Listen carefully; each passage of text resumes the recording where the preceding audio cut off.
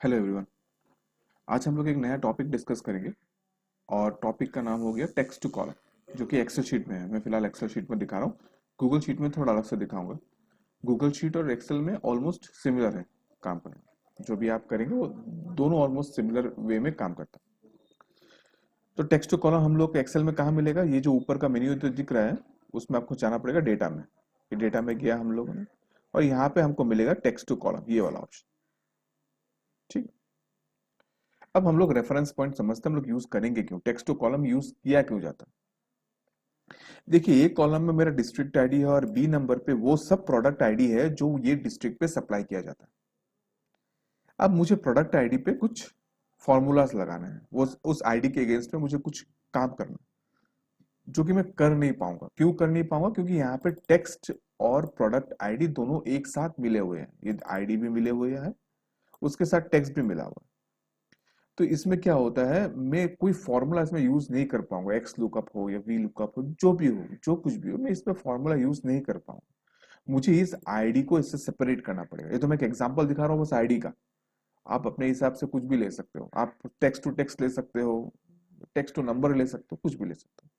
मैं फिलहाल ये यहाँ से ये जो आईडी है, आईडी अलग करने का मैं आपको प्रोसेस दिखा रहा हूँ। मतलब काम करने का सिस्टम एक ही है। आप डेटा को अलग अलग रेफरेंस पॉइंट पे ले लो, लेकिन मैं यहाँ पे आईडी निकाल रहा हूँ, आप दूसरा कुछ निकालो। अब यहाँ पे देखिए, पहला ये बात है कि मैं अगर इस रेफरेंस पॉइंट से मैं अगर इस आईडी को अलग करना चाहता हूँ, मैं इस तरह आपको प्रेजेंट कर रहा हूँ, रख रहा हूँ इस बात को, कि अगर ये आईडी को मैं अलग करना चाहता हूं तो मुझे रेफरेंस पॉइंट देखना पड़ेगा कि कौन सा रेफरेंस पॉइंट से मेरा आईडी स्टार्ट हो रहा है। और मेरे लिए रेफरेंस पॉइंट ये डैश है। देखना, मेरे जितने सारे आईडी है उसमें पहले ये डैश दिया हुआ है।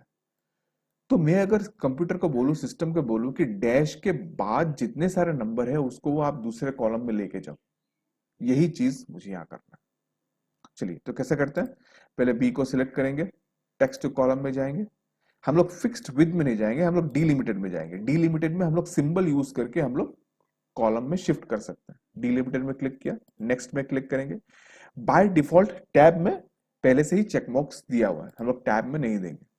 सेमीकोलन हम लोग का है नहीं। अगर आपको सेमीकोलन यहाँ पे रेफरेंस पॉइंट में, तब सेमीकोलन दो, कॉमा दो, स्पेस दो, आपके हिसाब से दो। लेकिन मेरे यहाँ पे डैश है। तो देखना, यहाँ पे ये तो देखिए डैश डैश दिया हुआ ना। अगर मैं यहाँ पे डैश देता हूँ, ये जगह पे अगर मैं डैश देता हूँ, तो देखिए यहाँ पे नेक्स्ट कॉलम में ऑटोमेटिकली जितने सारे आईडीज है सब नेक्स्ट कॉलम में ऑलरेडी चला गया। यहाँ पे आपको प्रीव्यू दिखा दे रहा है। ठीक है। तो मुझे बस कुछ नहीं करना है, नेक्स्ट करना है और फिनिश करना है। मेरा जितने सारे मेरे आईडी है वो नेक्स्ट कॉलम में शिफ्ट हो गया। देखिए कितना इजी है। तो ये होता है function for the module text to column. अब देखिए, यहाँ पे मेरे और भी दो आईडीज हैं। यहाँ पे तो दो दो आईडीज हैं। अब ये जो आईडी है इसको मुझे शिफ्ट करना है टू द फोर्थ कॉलम, मतलब डी कॉलम में लेके जाना है। अब इसके रेफरेंस पॉइंट क्या है? देखिए, कॉमा है। इसके आगे जितने सारे हैं ना, सब कॉमा में है। तो मैं क्या करूंगा, फिर से सिलेक्ट करूंगा, टेक्स्ट टू कॉलम सिलेक्ट करूंगा। डीलिमिटेड पहले से सिलेक्ट किया हुआ है। नेक्स्ट।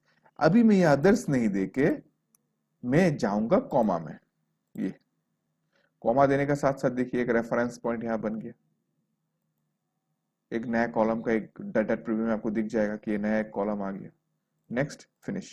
ये देखिए, मेरे जितने सारे आईडी थे जिसके पहले कॉमा था वो ऑटोमेटिकली मतलब नेक्स्ट कॉलम में चला गया। अब मेरे लिए बहुत इजी हो गया है कि ये पर्टिकुलर आईडी को लेके मैं ये आईडी से मैं कोई सर्च क्वेरी, किसी भी फंक्शंस को मैं इसमें काम कर पाऊं।